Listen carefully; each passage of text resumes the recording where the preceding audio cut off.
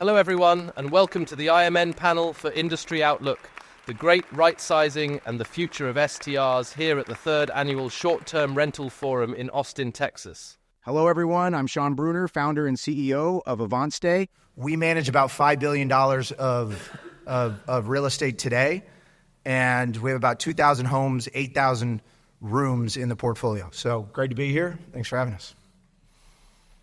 I'm Bram Gallagher. I'm the Director of Economics and Forecasting for AirDNA. So we're a firm that collects a lot of short-term rental data.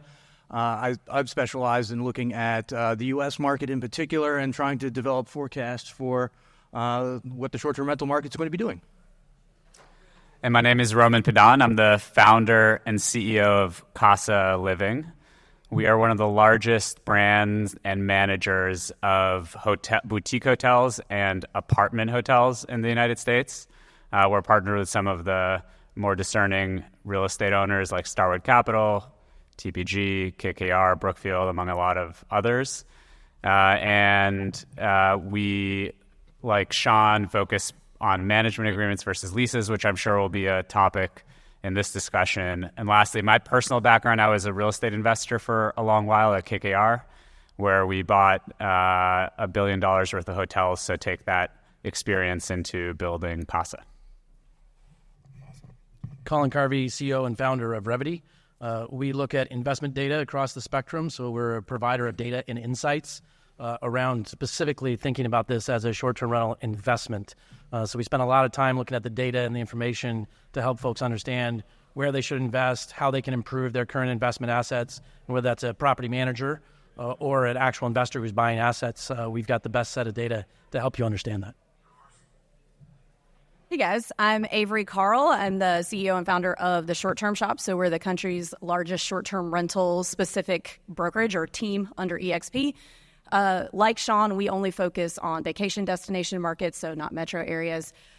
We've helped over 5,000 people buy and sell their short-term rentals for a little over $3 billion in volume. And I'm a real estate investor myself, got a few hundred doors across different markets in the U.S. And yeah, that's about it. Thank you, Avery. I'm going to ask this question really to give the session a bit of context amongst everybody. So I'm going to ask this question now and also at the end of this session, just really to see if the content that we've been talking through has made any change to everybody in the room. So the question really is, over the next 12 months, how optimistic are you? Optimistic, maybe stay the same, or pessimistic? You know, the marketplace on CAGR growth is pretty healthy, but we all know there's considerable headwinds out there as well. So if you are optimistic over the next 12 months, please raise your hand. Okie dokes. Stay the same, sort of, okay. And pessimistic. Okay, this is your man. This is your man. Thank you for that. Thank you for that. Okay, so, Bram, I wanted to really start off with yourself, really, to give everybody a summary of perhaps the macro environment, you know, of course, from an AirDNA perspective. Sure, yeah. So I think it's pretty easy to be optimistic right now because 2023 was a difficult year. And I think it was actually even more difficult in retrospect than when we were going through it. But from the macro perspective, conditions are certainly improving. So if you recall, around this time last year, we were still battling with very, very high inflation. Wage growth was well below the inflation rate. On the other hand, now it's much lower. We're seeing wage growth at a higher rate now, so we're actually making real wage gains. So that's exciting news. Interest rates have been high, and this is kind of a double-edged sword because those high interest rates, and they kicked in, so March 2022, and they kicked in and they reached a high. But we're actually now really starting to see a lot of the effects on supply. So that was something that we were expecting, because that's been, I guess, the story of the short-term rental market over the last few years is really just a lot of supply coming in. So strong demand, but you might have noticed unit-level performance declining because of all that incoming supply, and we're finally seeing the delayed effects of those interest rate increases starting to kick in. So, a lot of people are kind of locked into the real estate that they're in right now, but this was a good point that Mark Zandi brought up the other day. is that because of those low interest rates that all the people use to sort of refinance their mortgages here in the U.S., they're actually paying less now on mortgage interest than perhaps ever before, at least in this century. So, that really helps out their balance sheets. I think when you have this sort of the inflation coming down and you've got still strong labor market and this wage growth as it is right now, you've got a sense of greater hope and optimism for the future. That really plays into people's planning as far as are they going to be taking that vacation. So happy about the state that we're in right now, particularly compared to 2023, which if you've survived that, then kudos to you. Okay, anyone else want to come in, Roman? Yeah, I agree. I think at a headline level, the question we should be asking from a macro perspective is, does the consumer want this product more tomorrow than they did today? And is this a secular trend? Is furnished short-term rentals a trend that will be larger in the next decade, substantially so than it is today? I would bet more likely than not that the trend towards furnished rentals of different kinds, whether they're homes, apartment, hotels, or otherwise, is going to be much larger in the future. It's just, if you look at the percentage penetration that short-term rentals are relative to total hotel size, it's still relatively small and growing quickly. And so whether there's a recession in the near term or interest rates change, that one fact should give you confidence that the sector will be larger. But then there's a really important micro level fact, which you, Bram, alluded to, which is the supply side picture, which is very different depending on the market. And in some markets, you could see really strong demand, but if supply doubles between, over a period of 5 years, you're going to not necessarily see great performance at your property level. And so there's this, the potential that the macro is really strong, but in your markets, the performance is not.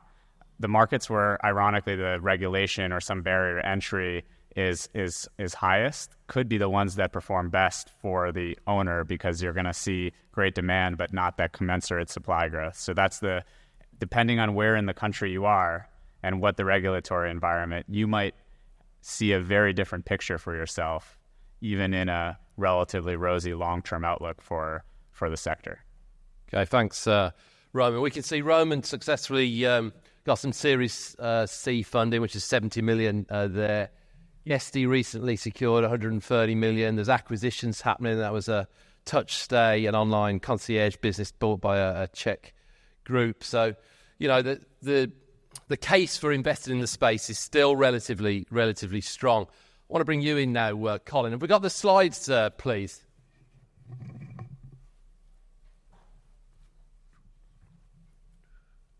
They're coming. Why are they coming up? The slides are going to really support what you've heard. But when we think about it at Revedy, we're looking at it from what we would consider a hospitality asset, or what we classify as investment grade. And you can go to the next slide just to get you guys started. So this is the foundation of what we're thinking about, and this is revenue versus ADR.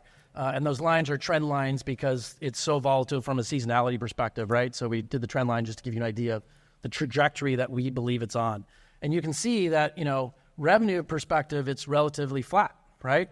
ADR is up, right? Which, some people will say is good, some people is bad, but, it's all dependent on occupancy and what you're striving for. But overall, relatively flat. There is a spike at the end of this year that I think is interesting. So the last few months, I shouldn't say end of this year, the last few months, that I think is trending in the right direction. So I think we expect this to actually improve, as he stated. But when we think about it, and if you can go to the next slide, we're really looking at this, again, from an investment grade perspective, or what we would consider a true hospitality asset. If you manage this asset as a true hospitality asset, your revenue is actually up. And what that means is, again, there is a lot of supply, but there's a lot of supply on both sides of that spectrum, both on the lower side and on the higher side from an asset value perspective. We really believe that there's this divergence that's happening, this bifurcation between a hospitality asset that's well managed with the likes of Kasa and AvantStay as an example, against those mom and pop operators where, I'm going to take my family on vacation and I still have to worry about underwear hanging out of the drawer, right? Not something you really want. You want this asset that becomes much more predictable. And I think that's what we're starting to see is this bifurcation happening, both in performance, but I think that's reflective of the demand that's coming into this space, which is people are much more selective around what they're getting, and they are going to pay for what they're selecting. In addition to the fact that you have these property managers that really understand what they're doing from a pricing perspective, from a design perspective, and from a guest perspective, and how you treat them as a hospitality asset. And if you go to the next slide, we'll show a little bit more of this curve. So this is looking at the revenue gap, so how much you're seeing, that's the blue line, and the ADR gap, so how much differentiation you're seeing between, again, what we call investment grade versus non-investment grade. And think about it from a hospitality managed asset versus a non-managed, kind of off the side of my desk, i.e. there might be underwear hanging out of the drawer.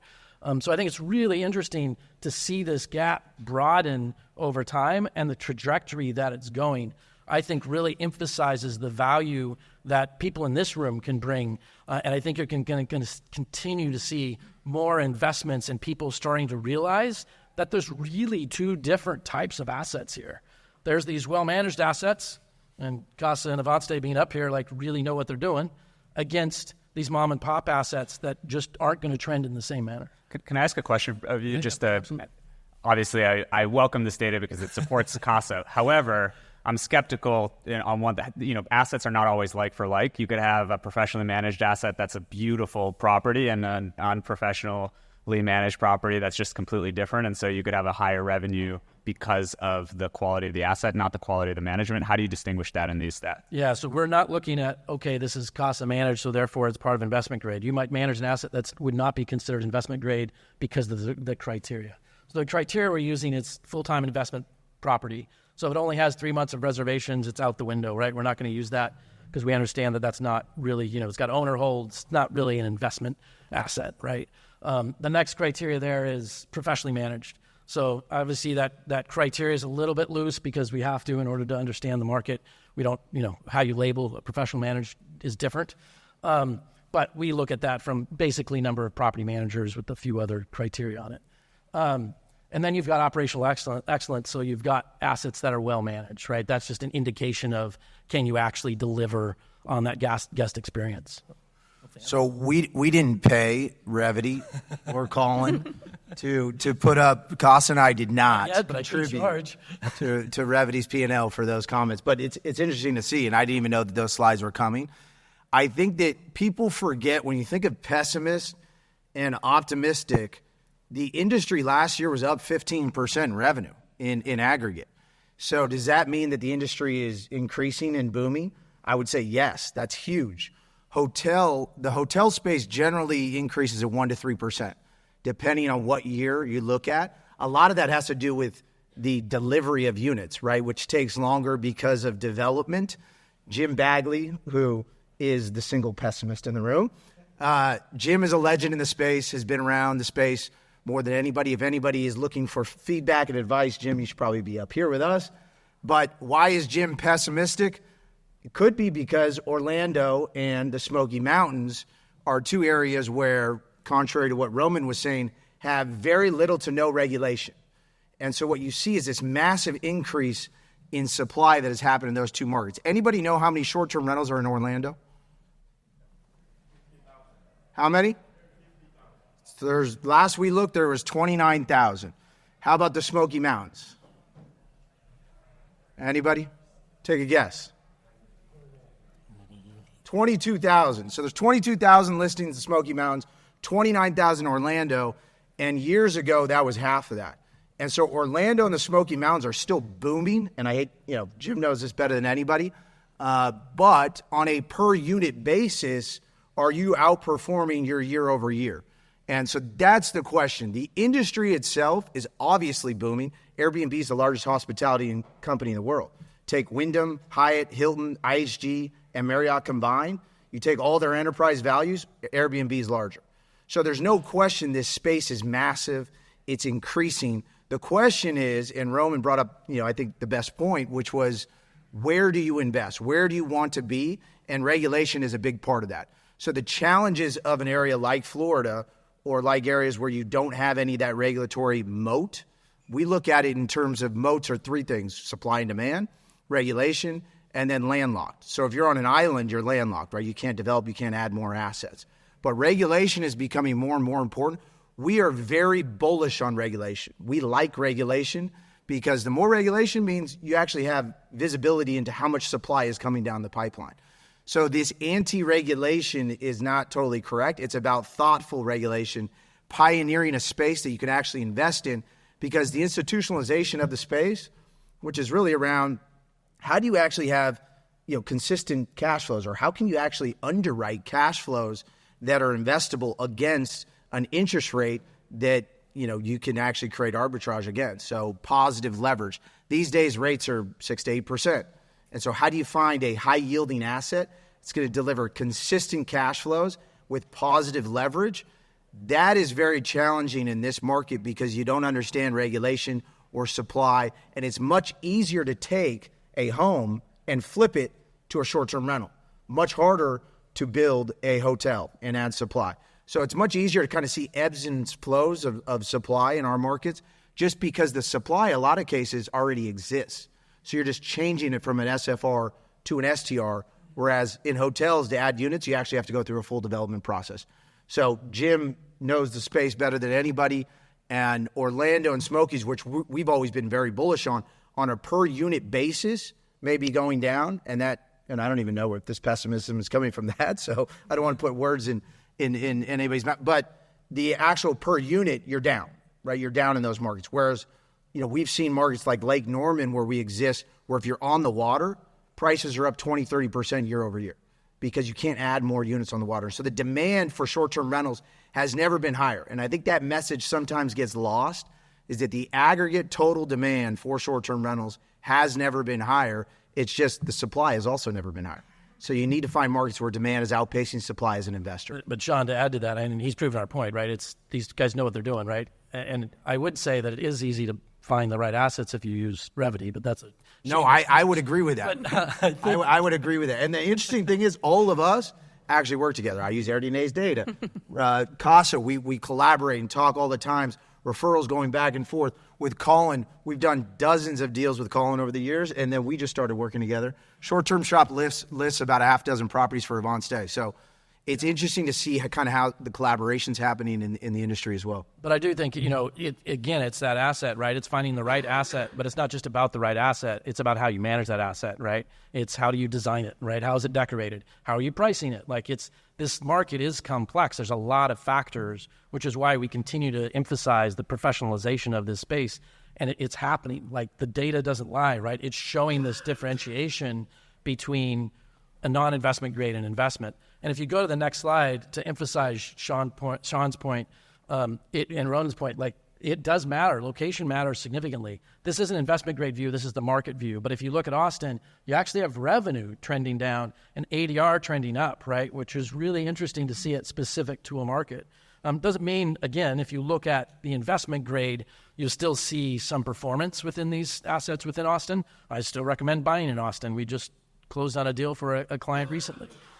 So I do think there's still opportunity, and in most markets there is opportunity, but you really got to understand what you're looking at and how you're going to help that asset perform. Question on Austin: when they removed regulation, which was 6 months to a year ago, right? They took property rights down to the property level. It used to be highly regulated: tier 1, tier 2, tier 3 licenses, 25% of any multifamily building.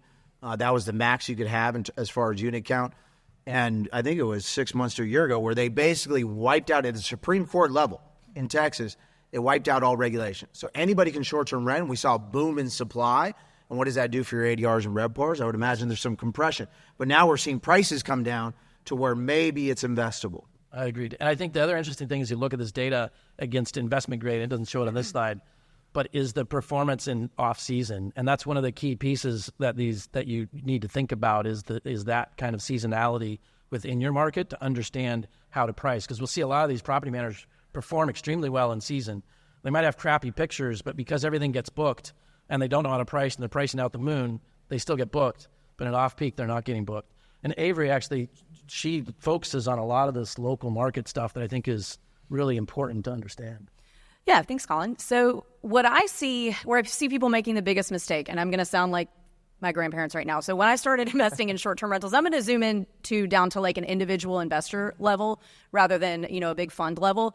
When I started, there was no data. There were no courses. There was nothing. So all we had to go off of was, is this property something that I think people will rent? So our first property was in the Smoky Mountains. We lived in Nashville at the time. And the only thing we had to go off of is, okay, what kind of person comes here? What do they want to stay in? And would I stay in this? And now we kind of have the opposite problem. We have so much great data out there to look at and to help us, guide us in our investment that a lot of times we lose sight of who's the guest avatar of that market, who's coming and why. So I've seen individual investors make this mistake. I've seen huge funds who have more MBAs and money than anybody make this mistake of looking only at the data and forgetting who that guest is and why they're coming and what they want to rent. So for example, they'll look at, okay, a 5-bedroom in this market should make this much. Let's go buy the cheapest 5-bedroom without taking into account, let's take a cabin market, like a mountain market, for example, buying like a brick ranch home because it is the cheapest, but then it doesn't perform because that's not what people come to the mountains to rent.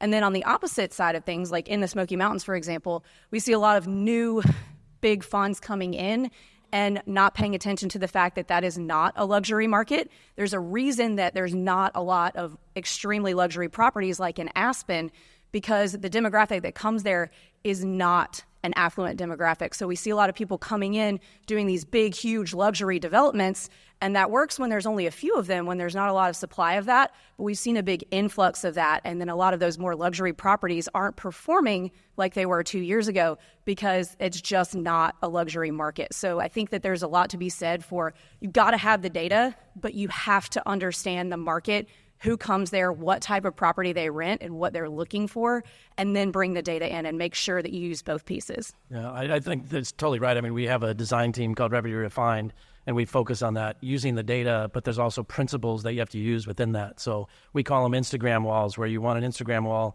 so that you can get these pictures and people can make it go viral, right, and some of those things. So there are important aspects of that. But again, it really comes down to really knowing that market and understand that market, both from a data perspective, but also from the nuances within a specific market.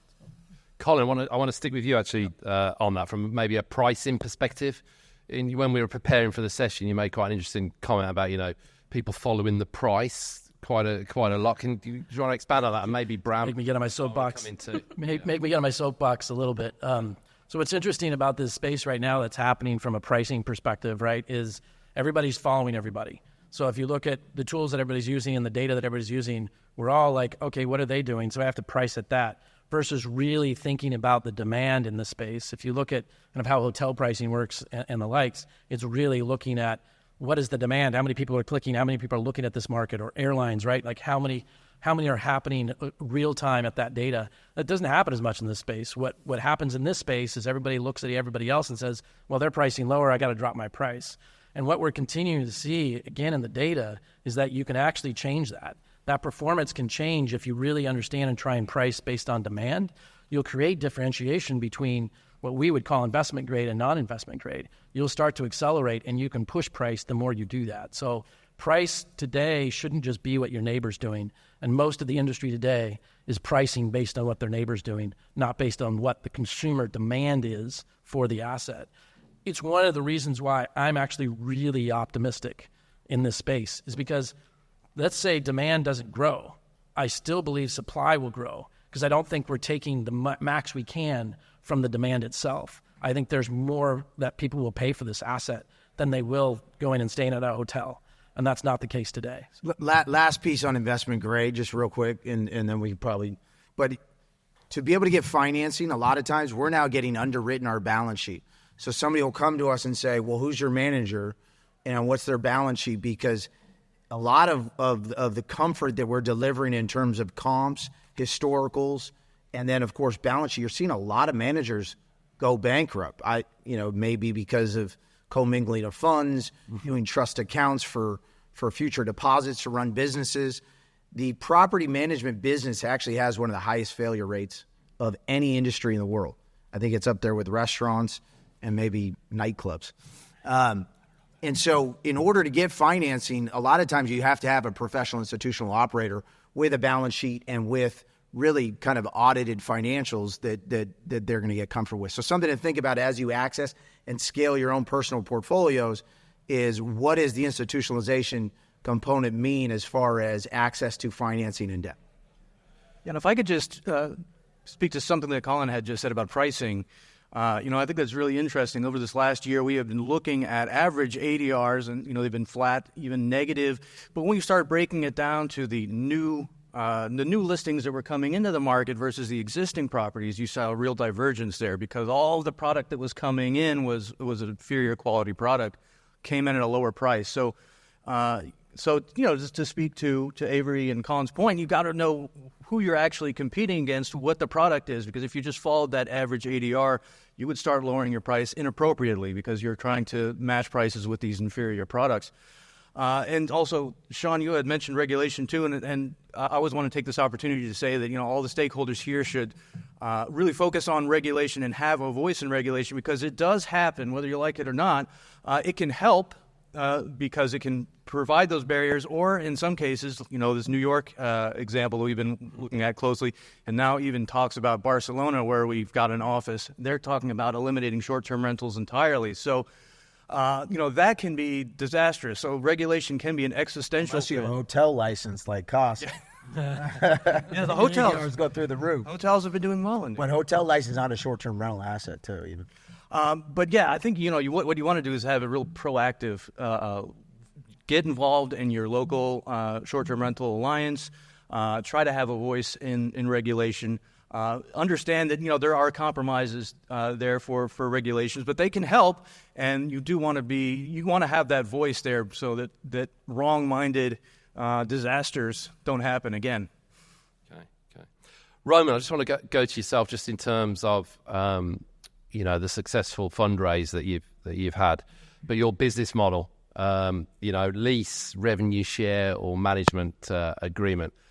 Looking to the future, obviously urban locations, you've still got the office fallout, which I think is yet to come, and the realignment of lease values, etc. How are you preparing for perhaps new inventory? Yeah, so we're obviously proud to have attracted really strategically helpful investors into the fundraise, into our company, and it's certainly validating in a technology market where there's been more down rounds than fundraises, especially in our sector, where some of the companies that went public are not trading so well to have closed that round.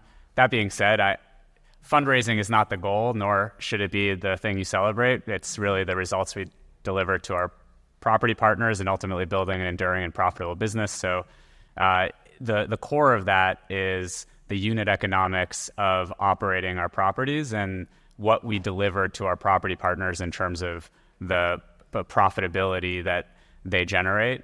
For us, the right model has been management agreements or revenue shares to deliver that. We borrowed from history to come to that conclusion, but also just looked at the unit economics both to us and to our partners. Historically, companies that have master leased, including the last few years, but also looking back 150 plus years, have not done well in the hotel world over a long period of time.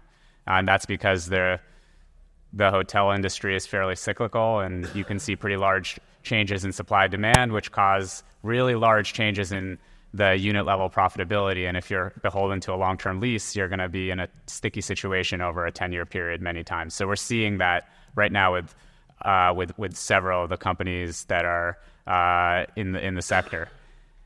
For us, as I said, management agreements has been the right approach. It really allows owners to see and grade us on how well we are doing and decide if we are the right manager for them, if we are, to grow with us, to recommend us with others. And we've been excited that almost all of our growth has been with either the same partner or word of mouth recommendations to other partners. We don't spend anything on the sales and marketing side in terms of B2B growth.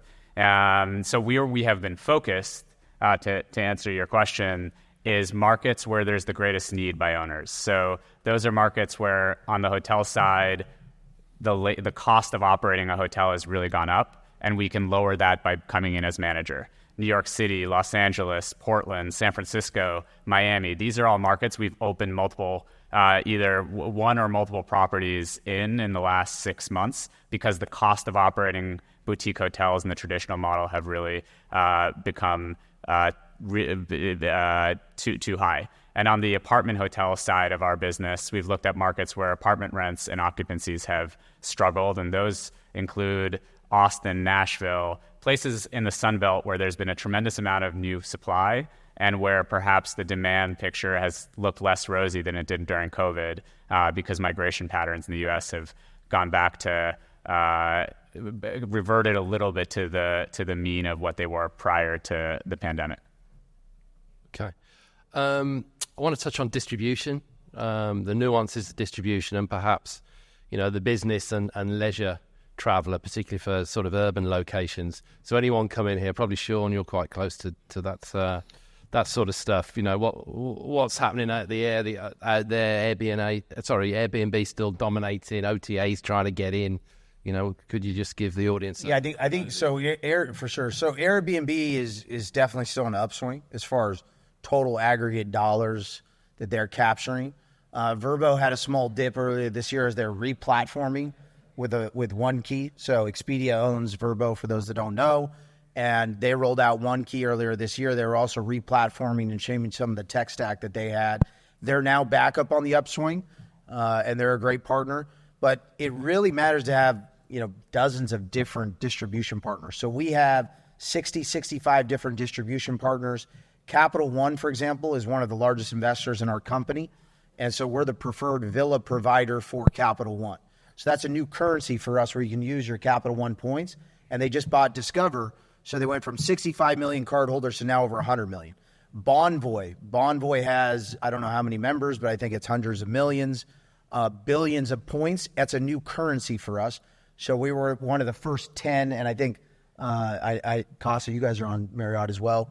So now we have access to Bonvoy points as a currency. So there's many different distribution partners. I think the most important is direct. Anytime you book an AvantStay, it's going to be a cheaper experience booking direct through us because you're not paying platform and OTA fees. You're also then funneling through our experience, which is value-added services, concierge. You can have your fridge stocked. You can get a massage. You can have a chef show up at the house. And then we have individual programming per city. So in Nashville, we might have partnership with a local live music event. So when you book direct, that's the most powerful way to have the best experience for the brand. Our brand happens to be group-centric, group travel, and how do you program experiences specific to that curated location? And it's very different even within the city. You might have, one experience might be next to the Titans Stadium, whereas on the other side of town, it might be a music city where you actually are doing much more live music. So I think it's being able to program and have direct booking still remains the biggest competitive advantage for a brand, but Airbnb is still dominant, Vrbo is still dominant, and then there's all of these other distribution partners like Capital One and like Marriott, and then in the next couple of months, you're going to see Hyatt come out with their own distribution. Amex Global just rolled out theirs, so for all of you that actually have Amex points, you're going to be able to book AvantStays on Amex as well.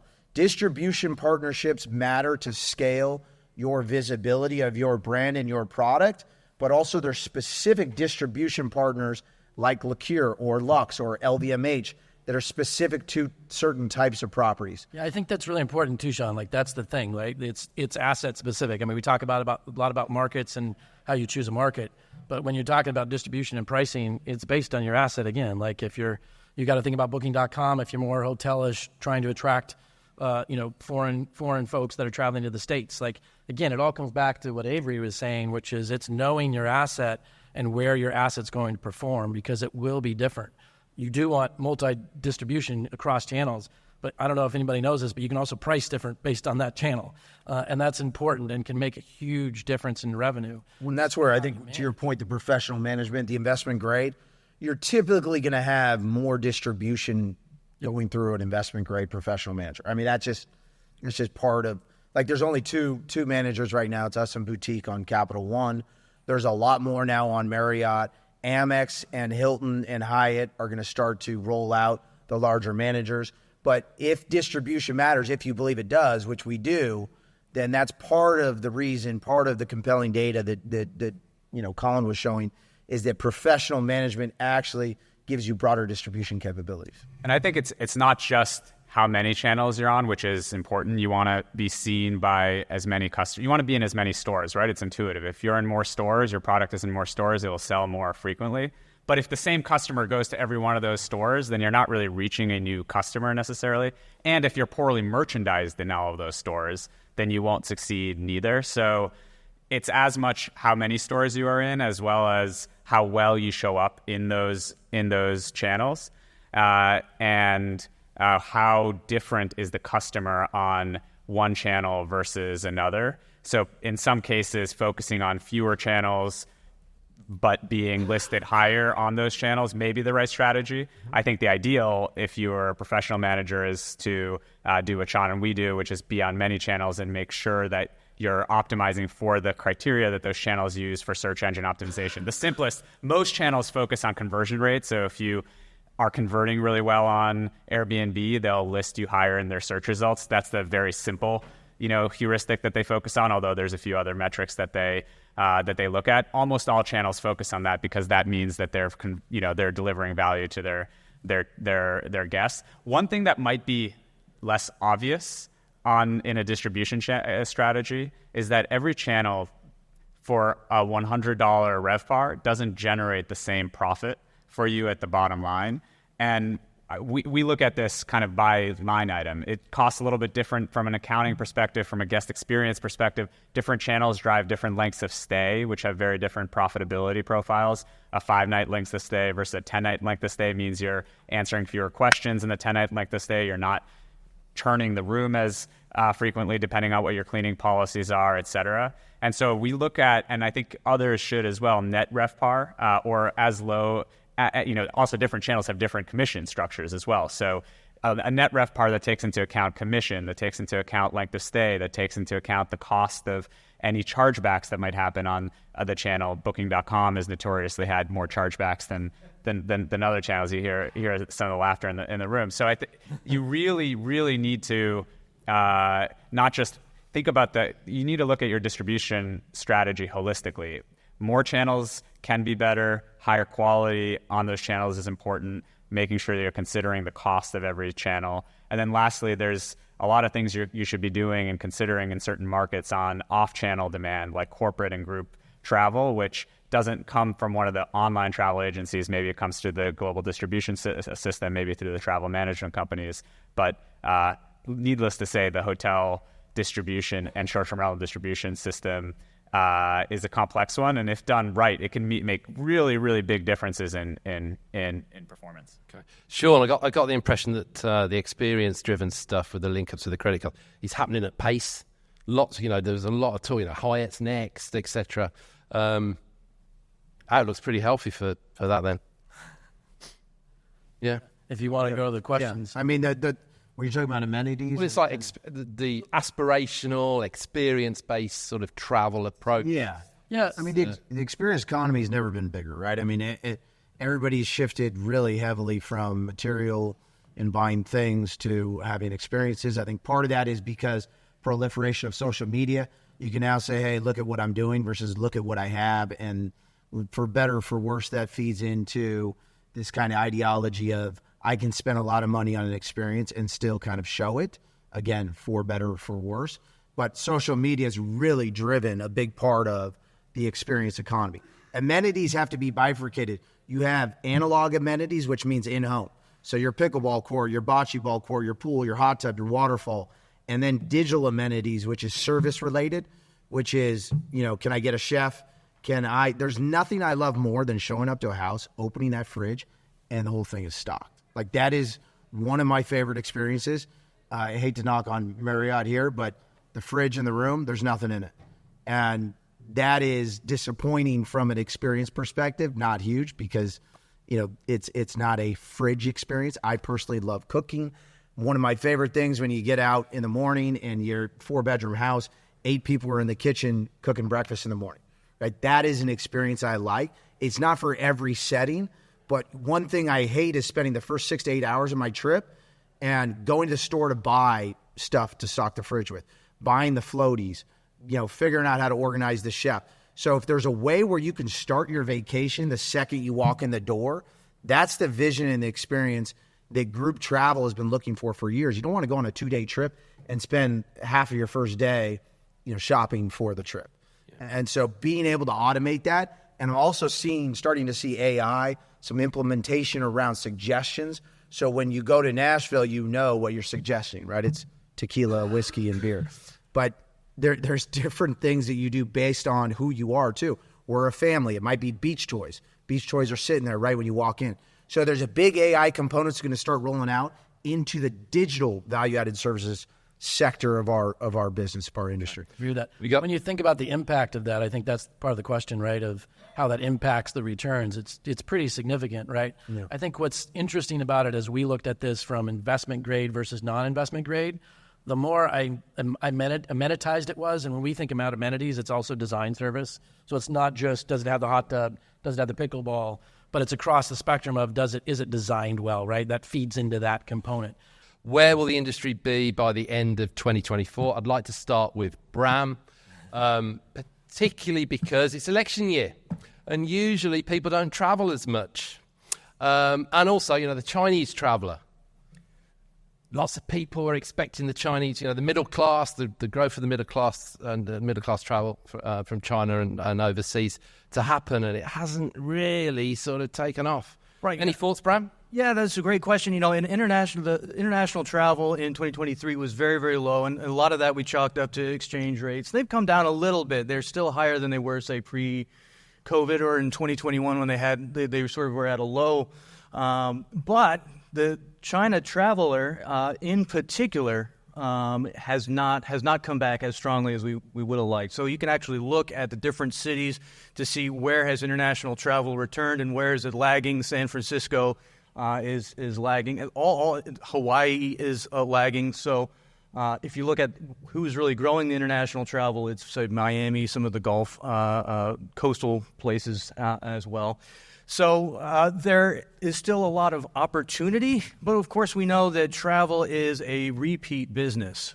So when you have a big interruption, as we did sort of during COVID, I think you have to do a lot of outreach to try to build back that base. So that could take a little while as far as the traveler from China. As far as the election goes, that's very difficult to say. The U.S. political scene has been pretty wild these last few years. So we haven't seen international travel come back as strongly as we would have liked, but I don't chalk up a whole lot of that to political unrest. Everyone wants to vote. Yeah. But I think, where is it going to end in 2024? We do see a lot of green shoots, and I'm thinking that May in particular was a big turning point. So we have seen supply slow down markedly. And even in urban areas now, the supply is declining, in fact, year over year. So very interesting developments there. At the same time, we're expecting some interest rate cuts, which should help out overall economic activity. But still, the labor markets are really, really strong. People's balance sheets are doing really well. Demand right now is pacing about 10% above where it was last year, or particularly strong for August, because August last year was not great. Okay. But yeah, positive. Brilliant. Bram, thank you for that. Anyone else want to come in before we finish the session?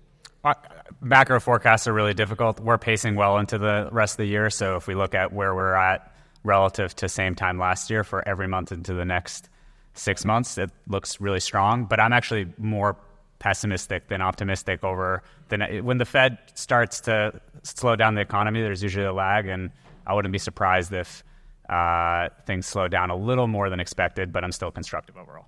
Okay. I've got one last thing. Oh, sorry. Go. That's all right. So from an acquisition standpoint, just one metric that I wanted to share with you guys that we've seen across our business. And we have the same amount of buyers coming in the door as we did in 2022, which was the height of everything. But we're seeing 40% less people actually close. And I believe that's 100% due to interest rates.